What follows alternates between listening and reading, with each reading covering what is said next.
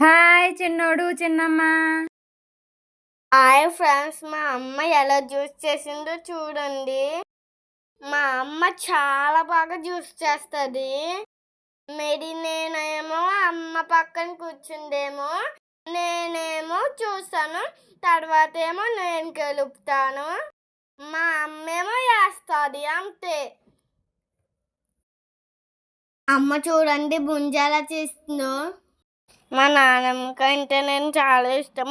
మా నానమ్మ చెట్టు ఎక్కించి మా అంకుల్ని బుంజికాయని తీయించింది.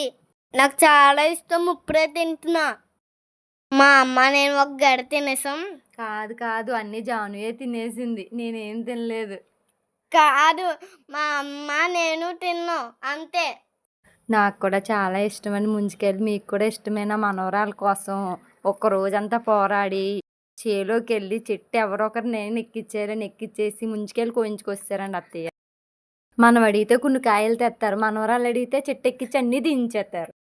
అందుకే అంటారు అసలు కన్నా వడ్డీ ముద్దని.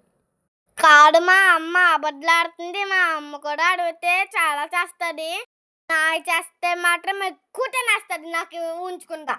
చూడండి, వాళ్ళ నాన్నమ్మని ఒక్క మాట కూడా అనివ్వట్లేదు. అలాగే ఉండాలండి, బాగా చూసి వాళ్ళని మాట అనివ్వకూడదు.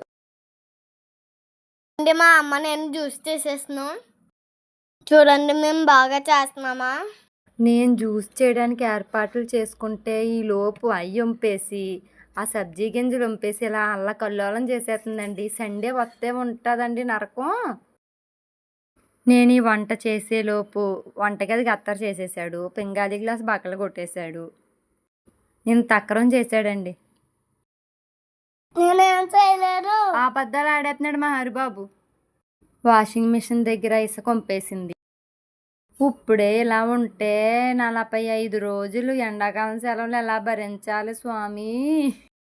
జ్యూస్ రెడీ అయిపోయింది. మా అమ్మ నేను కప్పులు వేస్తున్నాం. నేను తాగడం చాలా టేస్టీగా ఉంది. మీ మమ్మీని కూడా చేయమనండి. మనకి ఐస్ గడ్డలు ఉంటాయి కదండి, ఐస్ గడ్డలే ఇష్టం జ్యూస్ కన్నా. కాదు, ఐస్ గడ్డలు అయితే నాకు చాలా ఇష్టం.